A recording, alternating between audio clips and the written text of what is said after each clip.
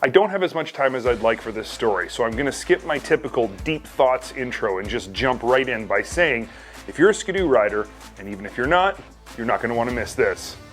Ski-Doo's 2024 lineup is impressive and has something new for everyone, but before I get into the actual new stuff, I need to explain a change to the trail sled naming structure.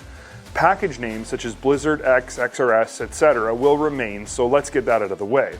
What's changing is this. From now on, all Renegades are 4-strokes, period. Well, there is one exception, and that's the Enduro, but other than that, there is no such thing as a 2-stroke Renegade. All Renegades are 4-strokes, and they all have 137-inch skids. On the flip side, MXZ models are all 2-strokes, no exceptions. You can get them in a 129 or a 137, but not with a 4-stroke power plant. If you think about it, this does simplify things. It might take some getting used to, but it's not hard to understand in my opinion. The only notable mechanical difference though between the two is that 4-strokes all get the rearward steering post and all 2-strokes get the forward steering post location. Now with the new naming structure comes a new look for the 4-stroke Renegade lineup. Will come as no surprise to anyone that from 2024, 4-stroke models are all in the Gen 5 bodywork. Visual differences are limited to a wider set of panels and some extra cooling vents in the hood. Unlike previous wide-body 4-stroke Ski-Doos though, this new Gen 5 4-stroke bodywork doesn't feel extra wide when you ride it. Ergonomics for aggressive riding stay very comfortable.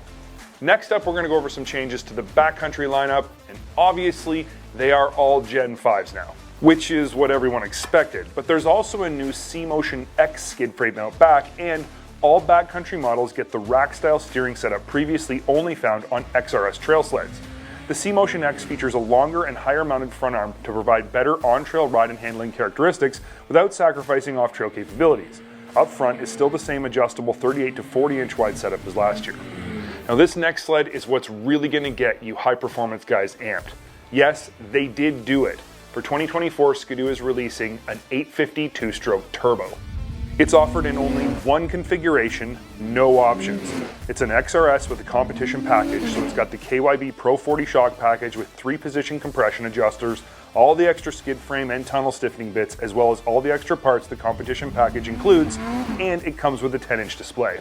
Ski-Doo is not holding back. They are claiming 180 horsepower, but they're also taking things one step further. If you're wondering what that little tank behind the seat actually is, well, to keep air intake temps cool for extended full throttle runs without the added weight and complexity of an intercooler, they've developed a water methanol injection system. The proprietary mixture will be sold by XPS and is stored in that little tank behind the seat. The mixture is injected into the intake and is burned off during combustion. Now, under normal riding conditions, you really won't use much at all. It's only under long full throttle pulls that anything will actually be used up.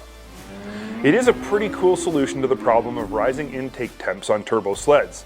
This sled, as well as a number of others in Ski-Doo's lineup, also gets a new Brembo 4-piston brake setup with an adjustable lever, and this is actually a big one, it's the only trail sled in Ski-Doo's lineup that comes with shot starting.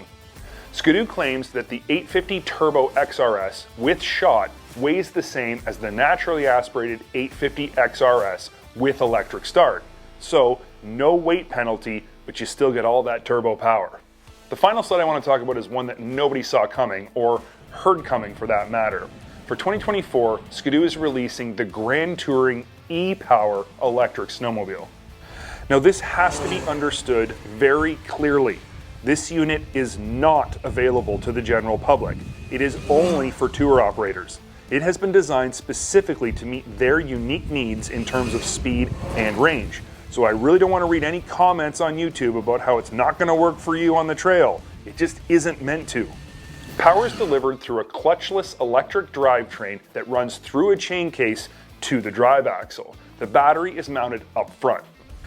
Every aspect of this sled was looked at to help optimize range. A new Pilot SLP low friction ski and a new low friction track were developed specifically for this application. Suspension comes from a standard RAS up front. The rear is an interesting combination of an optimized SC5 skid frame wrapped in a 120-inch by 14-inch wide by 0.75 lug track. The sled comes with two different keys. The first one is called the guest key, and this one is limited to 40 kilometers an hour. The second key is called the guide key, and the speed for this one is limited at 60 kilometers an hour. The range in total is about 30 miles or 45 kilometers. After riding it, my impression was that this is a fantastic idea and is going to work perfectly for the intended riding scenarios. It's got buttery smooth, entirely unintimidating power. It rides and handles well, and it's incredibly quiet. These are all things tour operators asked for, and Ski-Doo delivered on every one of them. So that's what's new from Ski-Doo's 2024 trail lineup. Now, it is pretty clear that the crew in Valcourt is doing everything they can to keep the competition as far back as possible in their rearview mirror.